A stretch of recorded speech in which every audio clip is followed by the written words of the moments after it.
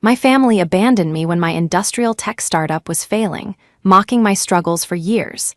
When they invited me to Thanksgiving just to brag about a mansion they couldn't afford, I casually dropped my $160 million acquisition, shattering their reality forever. Before we continue today's story, we have an urgent announcement to make. Due to technical issues, we are pivoting towards another channel. Please subscribe to our new channel, Kin and Karma. You can find the link in the video description, the pinned comment, and the collaboration tag on this video. Make sure to switch over now so you don't miss out. Thank you for your support. Now back to the story. The mahogany table in the boardroom felt cold against my palms. I pressed my hands flat against the polished wood, trying to ground myself, trying to stop the slight tremor in my fingers. Across from me, 3 lawyers in sharp, tailored suits were neatly stacking piles of documents into thick leather folders. The lead attorney, a man with silver hair and a reassuring smile, slid the final signature page toward me. "Just one more here, Aubrey," he said softly, tapping a heavy, gold-plated pen against the dotted line. "And it's officially done." I picked up the pen. It felt impossibly heavy, a physical manifestation of the last 12 years of my life. 12 years of missed sleep, of panic attacks in the server room, of surviving on stale coffee and sheer, stubborn willpower. I signed my name. "Congratulations," the attorney said, extending his hand. "The acquisition is complete. The transfer of $160 million has been initiated to your private accounts. You've earned this rest." I shook his hand, but my body felt entirely hollowed out. The physical toll of the last few months, the endless negotiations with the acquiring conglomerate, the grueling due diligence, the absolute secrecy required, had left me violently exhausted. My stomach churned with a mixture of profound relief and a strange, lingering nausea. I was 38 years old, and I was suddenly, unfathomably wealthy. I walked out of the towering glass building and into the crisp autumn air, my mind completely blank. I just wanted to go to my quiet, modest apartment, crawl into bed, and sleep for a week. But as I unlocked my car, my phone began to vibrate violently in my purse. I pulled it out, squinting at the harsh glare of the screen. The caller ID flashed a name I hadn't seen on my phone in nearly 11 months. Robert, my father. My thumb hovered over the red decline button. Every instinct in my battered, exhausted nervous system screamed at me to ignore it. But a masochistic curiosity, a remnant of the little girl who just wanted her dad's approval, took over. I swiped the green button and lifted the phone to my ear. "Hello," I said, my voice raspy from a lack of sleep. "Aubrey," Robert's voice boomed through the speaker, crisp, commanding, and entirely devoid of warmth. There was no, "How are you?" no, "It's been a while." He spoke as if he were addressing a subordinate who was already late for a shift. "I expect you in Connecticut next Thursday. 4 o'clock sharp." I leaned against the steering wheel, closing my eyes. "Next Thursday, Dad, that's Thanksgiving." "I am aware of what day it is, Aubrey," he snapped, exasperation already bleeding into his tone. "Your mother and I are making a point to include you this year. Melanie and Aiden have just closed on a spectacular new property. An estate, really. They are hosting, and it is a major milestone for the family. You will be there to show your support." The word "include" hit me like a physical blow. For the past 3 years, my invitations to family holidays had mysteriously vanished. There was always an excuse. "We thought you were too busy with your little computer hobby," or "Aiden's family took up all the guest rooms." I had spent the last 3 Christmases and Thanksgivings eating takeout alone, staring at the walls of my apartment while my family posted photos of lavish, catered dinners. "Dad, I'm really not feeling well," I stammered, the exhaustion suddenly crushing me. "I've had a massive week at work. I don't think I can make the drive." A heavy, suffocating silence fell over the line. When Robert spoke again, his voice was dangerously quiet. "Listen to me very carefully," he said, enunciating every syllable. "Your sister has achieved something remarkable. She and Aiden are building a legacy. We have tolerated your eccentricities and your refusal to get a real job for over a decade. You have embarrassed this family enough with your stubbornness. You will not disrespect your sister's success by pouting in the city. You will show up, you will be pleasant, and you will clap for her. Do I make myself clear?" He didn't wait for an answer. The line went dead. I pulled the phone away from my ear, staring at the call-ended screen. I was sitting in a parking garage, holding a piece of plastic in my hand, having just secured a 9-figure payout, and yet I felt exactly like the worthless, invisible teenager I used to be. The realization washed over me, cold and suffocating. They didn't want me there to celebrate. They wanted me there as an audience. They wanted me there to serve as the baseline of failure against which Melanie could measure her glittering success. The betrayal was worse than the exhaustion itself. I sat in my car for a full 20 minutes, unable to turn the key in the ignition. My chest felt tight, a familiar, phantom ache radiating through my ribs. It was the exact same ache I used to get when I was 25, sitting at the family dinner table, listening to Robert praise Melanie's promotion at her boutique interior design firm while explicitly ignoring my attempts to explain the industrial safety software I was coding. My phone buzzed again. This time, a text message illuminated the screen. "Melanie, Dad said you're coming next week. Address is below. It's a gated community, so you'll need to give the guard your name. Please make sure your car is washed so it doesn't leave oil on the new pavers. And Aubrey, please wear something appropriate.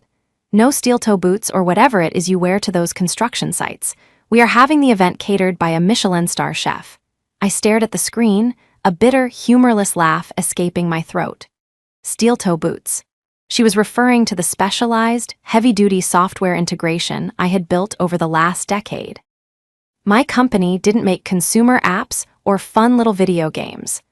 I had designed a predictive safety algorithm for heavy machinery used in large-scale industrial environments. I spent years on site at massive hydro dams in the Pacific Northwest and towering crane operations in urban centers, testing sensors and writing code that actively prevented structural failures and saved lives. It was gritty, unglamorous, highly technical work, and it was highly, astronomically lucrative. To Melanie, I was just a glorified mechanic who played with computers in the mud. I typed out a quick, neutral reply, "Understood. See you Thursday." I threw the phone onto the passenger seat and finally started the engine. As I navigated the city traffic toward my apartment, my mind began to replay the last decade of interactions with my family. Every condescending remark, every eye roll when I mentioned my business, every accidental exclusion from family group chats. They had systematically frozen me out, treating me like a contagion of failure that might infect Melanie's pristine, Instagram-perfect life. When I finally arrived at my apartment, a modest 2-bedroom place I had rented for 6 years and never bothered to upgrade because I was never home, I collapsed onto the sofa. I didn't turn on the lights. The city street lamps cast long, distorted shadows across the ceiling. My laptop sat on the coffee table. I reached out, pulled it onto my lap, and opened it. The screen glowing brightly in the dark room, I logged into my secure banking portal. There it was. Available balance, $160 million. The commas looked absurd. The zeros looked fake. It was more money than Robert had made in his entire corporate career. It was more money than Melanie and Aiden could ever hope to see in 10 lifetimes. I ran my fingers over the trackpad, my earlier exhaustion slowly melting away, replaced by a strange, cold clarity. For years, I had accepted their narrative. I had accepted the role of the disappointing, eccentric sister who was always struggling to make ends meet. I had hidden my minor successes, downplayed my growing client list, and kept my head down because I knew any success I had would be instantly diminished by my father to protect Melanie's ego. They wanted me to come to Thanksgiving. They wanted the impoverished, struggling Aubrey to sit at their massive new table, eat their Michelin-starred food, and marvel at their immense wealth. They wanted me to feel small. I closed the laptop with a soft, decisive click. The shadows in the room seemed to settle. A strange, serene calm washed over my frayed nerves. I would go. I would wash my car, I would wear a nice dress, and I would sit at their table. I would let them preen and boast and belittle me. I would play the exact role they had cast me in for my entire life. But they had forgotten one crucial thing. The drive to Connecticut the following Thursday took 3 hours. I spent the entire time in absolute silence, letting the hum of the tires on the highway drown out the anxiety that usually accompanied family gatherings. As I drove, my mind drifted back to the defining moment of our family dynamic, the moment I realized exactly where I stood. It was 8 years ago. I was 30 years old and my startup was on the verge of total collapse. I had secured a massive contract to install my predictive safety software at a major hydro dam project, but the upfront hardware costs were staggering. I was out of capital. I had maxed out my credit cards, drained my savings, and was sleeping on a cot in my rented office space. I needed a bridge loan of $15,000 to cover payroll for my 2 engineers, or the company would fold. Desperate, terrified, and swallowing every ounce of my pride, I had driven to my parents' house. It was a Sunday evening. Robert, Julia, Melanie, and her new husband, Aiden, were all sitting in the living room, drinking expensive wine. I remember the exact feeling of the plush carpet under my worn-out sneakers as I stood before them and laid out my business plan. I showed them the contracts. I showed them the projected revenue. I begged, openly and honestly, for a $15,000 loan, promising to pay it back with interest in 6 months. Robert had simply sighed, setting his wine glass down with a heavy clink. "Aubrey," he had said, using that same disappointed, corporate tone he used on the phone last week. "We are not a bank, and frankly, this venture of yours is a sinking ship. You need to cut your losses, update your resume, and get a stable job in it." "Dad, I have the contract," I pleaded, my voice cracking. "I just need the cash flow to build the sensors. This software will revolutionize industrial safety. It's real." "It's a fantasy," Melanie had chimed in from the velvet armchair. She was swirling her wine, her massive diamond engagement ring catching the light. "You're 30, Obs. It's time to grow up. You can't keep playing entrepreneur forever. It's embarrassing." But the worst part wasn't the rejection. The worst part was Aiden. Aiden was a newly minted wealth management consultant, a title that, as far as I could tell, meant he played golf on Tuesdays and used the word synergy without irony. He was slick, too slick. He wore suits that were slightly too tailored, smiled with perfectly bleached teeth, and had an unsettling habit of assessing the monetary value of everything in a room with his eyes. Aiden had leaned forward, resting his elbows on his knees, projecting an aura of false sympathy. "Aubrey, listen to me," Aiden had said, his voice dripping with condescension. "In my line of work, I see this all the time. Sunk cost fallacy. You're emotional about your product, but from a purely fiscal standpoint, we don't throw good money after bad. It would be irresponsible of Robert to fund a failing enterprise. I've looked at the market trends you're talking about, and there's just no ROI there." He hadn't looked at anything. He didn't know the first thing about industrial software or hydro dam infrastructure. He just wanted to sound authoritative. I had left their house that night in tears.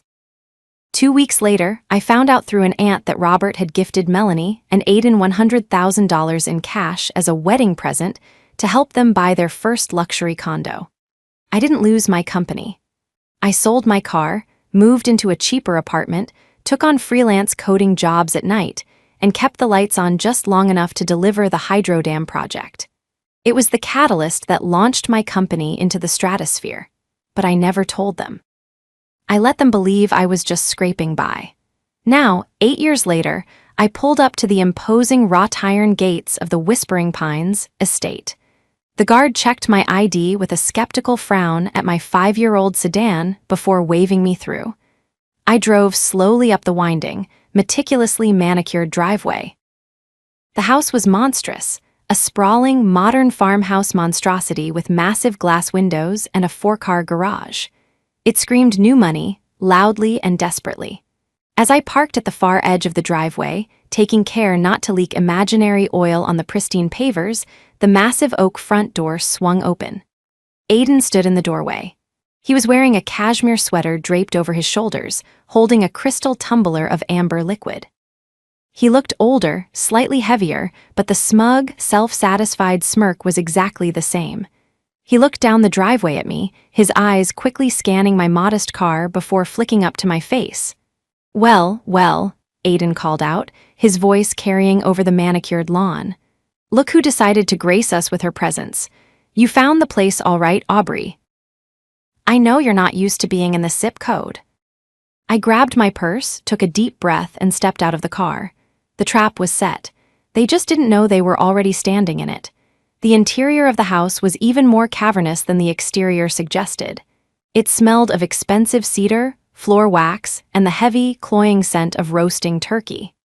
High-end modern art, the kind that looked like a series of expensive accidents, hung on the pristine white walls. Robert and Julia were already seated by the massive stone fireplace, while Melanie was flitting about with a tablet, barking orders at two catering staff members in black uniforms. Aubrey, you're here. Finally, Julia said, standing up to give me a brief, perfunctory hug that didn't quite involve her chest touching mine. Put your coat in the closet, don't leave it on the chair. Nice to see you too, Mom, I said, my voice steady. Melanie didn't even look up from her tablet. Obs, don't go into the kitchen. The chef is very temperamental about his workspace. We're having a deconstructed heirloom pumpkin bisque to start, and he's plating now. I sat on the edge of a velvet armchair that felt like it cost more than my first 3 servers combined. For the next hour, I played the part of the quiet observer. I listened as Aiden and Robert engaged in a high-stakes game of who has the better portfolio. Aiden was particularly loud, dropping names of hedge fund managers and tech disruptors as if they were personal friends. The market is volatile, sure, Aiden said, swirling his drink. But if you have the right leverage, you can move mountains. We're actually looking into a private equity play in the industrial sector. Very high barrier to entry, but the margins are insane if you know the right people. He looked at me with a patronizing grin. You'd know all about the industrial sector, wouldn't you, Aubrey? How's what was it? The sensor business. Still doing the rounds at the construction sites. It's growing, I said simply, keeping my eyes on my lap. We've had some interest recently. Interest? That's cute, Melanie laughed, finally joining us. She sat next to Aiden, resting her hand on his knee. I told Aiden he should give you some pro bono consulting, but he's just so busy with the new estate. We're thinking of adding a subterranean wine cellar and a 6-car showroom. The architects are coming Monday. I watched them carefully. I noticed the way Melanie's eyes darted toward her phone every few minutes. I noticed the slight tension in Aiden's jaw whenever Robert asked a specific question about the financing of the new house. I wasn't just sitting there. I was investigating. A few months ago, when I knew the acquisition was imminent, I had done some due diligence of my own. I wasn't the same desperate girl who had begged for a loan. I was the CEO of a company that specialized in finding the hidden cracks in massive structures. And Aiden's wealth management lifestyle was full of cracks. I knew, for a fact, that Aiden's firm had been hit hard by a series of bad bets in the real estate market. I knew that this spectacular new property was actually leveraged to the hilt, with a balloon payment due in less than 60 days. They weren't just bragging, they were performing. They needed Robert to believe they were successful, so he would continue to act as their personal safety net. I felt a cold shiver of realization. They hadn't invited me here just to gloat. They invited me here because Robert was starting to ask questions, and they needed me, the failure, to be the distraction. If I was the problem child, then Melanie was still the golden one, regardless of her bank balance. You know, Aiden, I said, my voice cutting through his monologue about interest rates. I actually met someone from your firm last month. A man named Marcus. He mentioned things have been complicated lately. Aiden froze, the ice in his glass stopped rattling. He stared at me, his eyes narrowing. Marcus is in a different department, Aiden said, his voice dropping an octave. He doesn't have the full picture. You shouldn't listen to office gossip, Aubrey. It's beneath you. Or maybe it's not, considering your usual circles. Just curious, I said, taking a sip of water. I hear the industrial sector is particularly unforgiving to those who don't have their own capital. The tension in the room shifted. Robert looked from me to Aiden, a flicker of doubt crossing his face for the first time. The predator was beginning to realize the prey had teeth. Dinner was a masterclass in passive aggression. Between courses of deconstructed food that tasted mostly of salt and pretension, Melanie and Aiden turned their sights on my life with renewed vigor. "So, Aubrey," Melanie said, dabbing her mouth with a silk napkin. "Since you're doing okay now, I assume you've finally moved out of that little apartment. I saw a TikTok about those buildings. Aren't they practically tenements?" "I like the location," I said. "It's close to the office." "The office?" Robert huffed. "You mean that rented floor in the warehouse district? I drove by there a year ago. It looked like a condemned building. Aubrey, you're nearly 40. When are you going to stop this charade and let us help you find a real position? Aiden has connections at a logistics firm. They need entry-level data entry people." I looked at my father. He looked so certain of my insignificance. He truly believed he was the arbiter of success in this family. "I don't think I'm suited for data entry, Dad," I said quietly. "Oh, please," Aiden scoffed, leaning back. "Let's be real, you've been playing at being a CEO for a decade. What have you actually built? A few sensors for some dams. We're talking about real business here. We're talking about an 8-figure lifestyle. You're playing in the sandbox while we're building the city." He gestured broadly to the room, the vaulted ceilings, the expensive art, the silent servers. "This house alone cost more than your company is worth, Aubrey. It's time to admit it. You failed, and that's fine. Not everyone is cut out for the high-stakes world, but don't sit here and pretend you're on our level." I set my fork down. The clink of the silver against the china seemed to echo in the sudden silence. "You're right, Aiden," I said, my voice calm and terrifyingly clear. "We aren't on the same level, not at all." Melanie rolled her eyes. Here we go, the "it's about the passion" speech. "No," I said, looking directly at Aiden.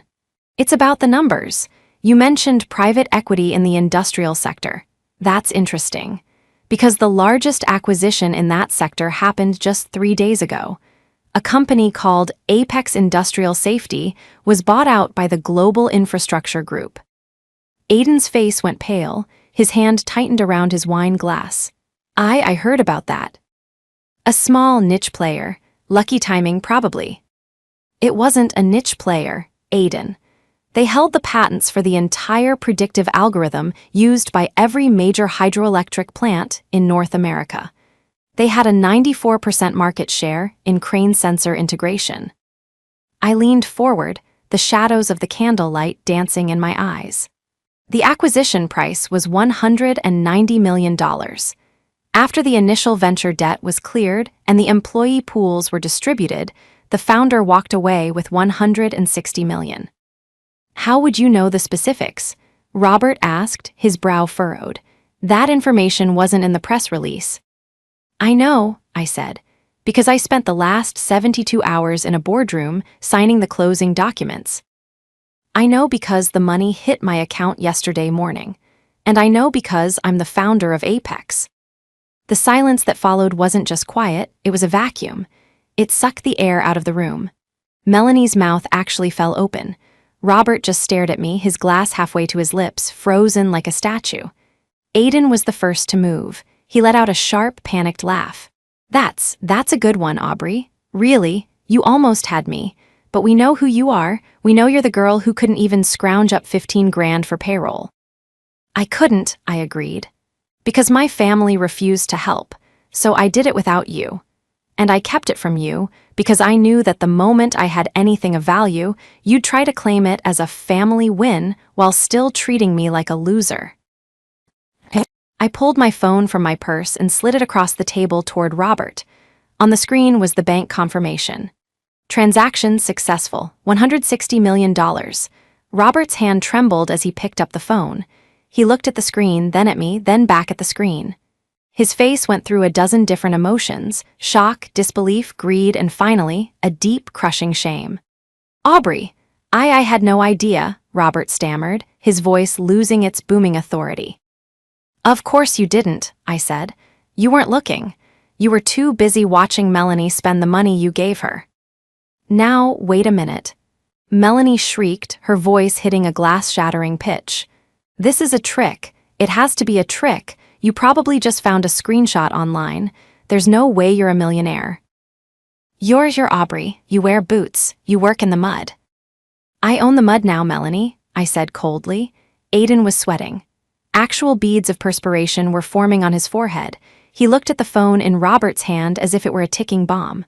Robert, don't listen to her, Aiden said, his voice cracking. Even if it's true, it's just luck. It doesn't change the fact that we're the ones with the long-term vision. We're still the ones who know how to manage this kind of lifestyle. Manage it? I laughed. Like how you're managing the second mortgage on this house, or the $300,000 line of credit you just opened in Melanie's name without telling her. Melanie spun around to face her husband. What? Aiden, what is she talking about? She's lying.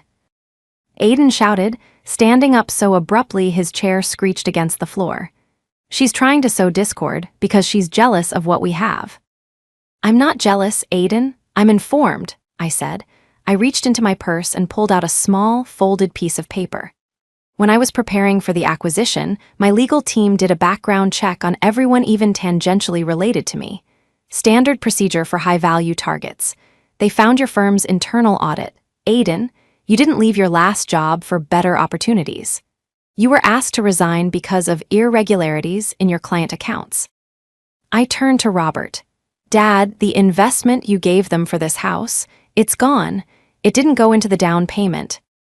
It went to cover the losses Aiden incurred while trying to short-sell tech stocks 3 years ago. This house is a shell. They don't own it. The bank owns it, and they're already 30 days behind on the primary note. The room descended into chaos. Melanie started screaming at Aiden. Robert was looking at the paper in my hand, his face turning a sickly shade of gray. Julia was weeping quietly into her napkin. Is it true? Robert whispered, looking at Aiden. Aiden didn't answer. He just looked at me with a hatred so pure it was almost impressive. He looked like a cornered animal. All the polish, all the cashmere, all the smug superiority had stripped away, leaving only a small, desperate man who had built his life on a foundation of sand.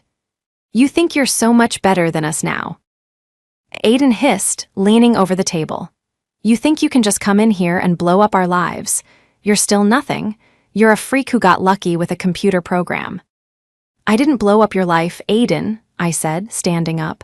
I just turned on the lights. If you're standing in a mess, that's on you. I looked at my family, the people who had made me feel small for 38 years. For the first time in my life, I didn't feel angry. I didn't even feel vengeful. I just felt finished. Dinner was lovely, I said to the room at large, but I think I've had enough. The silence that followed my announcement was heavy, but it didn't last long. As I turned to reach for my purse, the room exploded into a final, desperate symphony of noise. Melanie was now standing, her face a mask of blotchy red fury, pointing a trembling finger at Aiden. You spent my father's money to cover your losses. She shrieked. You told me we were buying this as an investment. You told me we were the it couple of Whispering Pines. I was trying to protect us, Melanie. Aiden barked back, his composure finally shattering. He looked at Robert, his eyes wide and pleading. Robert, listen, the market turned unexpectedly. It was a temporary setback. If I just had another 50,000, I could pivot. I could fix everything. Robert didn't look at him. He was still staring at the phone I had left on the table, the glowing numbers of my bank balance acting as a silent, mocking indictment of every decision he'd made for the last decade. He looked older than I'd ever seen him. The sharp, commanding patriarch had been replaced by a man who realized he had bet on the wrong horse, and he'd done so with a cruelty that could never be taken back. Aubrey, Robert said, his voice cracking. He reached out a hand across the table, his fingers grazing the silk tablecloth. Aubrey, wait. We need to discuss this as a family. This changes things. We can consolidate. With your resources and Aiden's, with your resources, we can save the estate. We can keep the family name intact. I stopped. I didn't turn around, but I felt the weight of his words.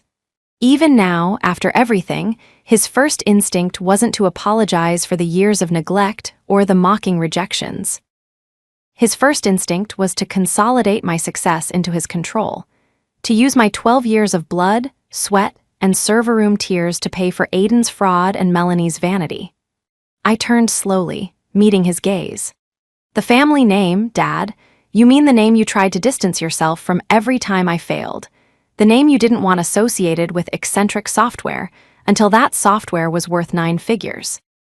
"Aubrey, please," Julia sobbed, finally finding her voice. "Don't be like this. We're your parents. We love you." "You love the version of me that just handed you a lifeline," I said. "Where was this love when I was sleeping on a cot in a warehouse? Where was this family when I asked for a fraction of what you gave Melanie as a wedding gift?" I looked at Melanie, who had stopped screaming and was now looking at me with a terrifying, predatory calculation.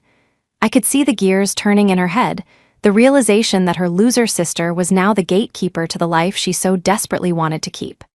"Obs," Melanie said, her voice dropping into a sickeningly sweet tone I hadn't heard since we were children wanting to swap chores. "We were just hard on you because we wanted you to succeed. It was tough love, and look, it worked. You're incredible, we should celebrate. Forget the soup, let's open the good champagne." The sheer audacity of it was almost impressive. It was a masterclass in gaslighting. "It didn't work because of you, Melanie," I said. "It worked in spite of you, and there will be no champagne." I walked toward the door, my heels clicking firmly on the expensive wood floors. Behind me, I heard the sounds of the perfect family falling apart. Aiden was trying to grab Robert's arm, Robert was shaking him off, and Melanie was beginning to realize that the catering staff was still standing in the corner, having witnessed every sordid, embarrassing detail of their downfall. I spent the night in a hotel in the city, the kind of hotel I never would have dreamed of booking a week ago. I sat on the balcony, watching the lights of the skyline, feeling a profound sense of peace. The Whispering Pines estate was 3 hours away, but it felt like it was on another planet. The fallout was swift and definitive. Within a week, the news of the Apex acquisition was officially released in the major trade journals, complete with my photo. There was no hiding anymore. My legal team, acting on my instructions, kept a close eye on the situation in Connecticut. Because I had the resources, I made a few strategic phone calls. I didn't want revenge in the sense of causing physical harm, but I wanted justice. I ensured that the bank holding the note on Melanie and Aiden's house received the full internal audit report regarding Aiden's past employment. They didn't wait for the 60-day balloon payment. They initiated foreclosure proceedings within 14 days. Aiden's wealth management career was over. The irregularities I had uncovered were referred to the proper regulatory bodies. He wouldn't be managing anyone's wealth, not even his own, for a very long time. Melanie called me dozens of times. She sent emails ranging from hysterical apologies to vitriolic threats, claiming I was tearing the family apart. I blocked her on everything. I heard through a distant cousin that she and Aiden had moved into a small, 2-bedroom rental, the very kind of tenement she had mocked me for living in. Robert reached out once. He didn't call, he sent a handwritten letter. He didn't ask for money, which I suppose was his last shred of dignity. He simply asked if we could start over. I sat in my new office, a beautiful, sun-drenched space in a building I now partially owned, and read the letter. I thought about the $15,000 loan. I thought about the 3 Christmases spent alone. I thought about the steel-toe boots comment. I didn't reply. Some bridges aren't worth rebuilding, especially when the other side only wants to cross because their own land is on fire. I used a small portion of my fortune to set up a foundation. We provide low-interest bridge loans and mentorship for female founders in the industrial and hardware sectors, the unglamorous businesses that traditional banks and arrogant fathers often overlook. I spend my days talking to women who are sleeping on cots and building sensors in the mud. I tell them that they aren't failures, and I tell them that the people who mock them are usually just afraid of how far they'll go. As for me, I still wear my boots when I go on site. But now, when I walk onto a hydro dam or a construction project, I'm not there to beg for a contract. I'm there because I own the company that makes the world a safer place. I stood up from my desk, looking out at the city. The tremor in my fingers was gone. The hollowness in my chest had been filled with a quiet, steady strength. I was Aubrey, I was a founder, and for the first time in my life, I was truly, completely home.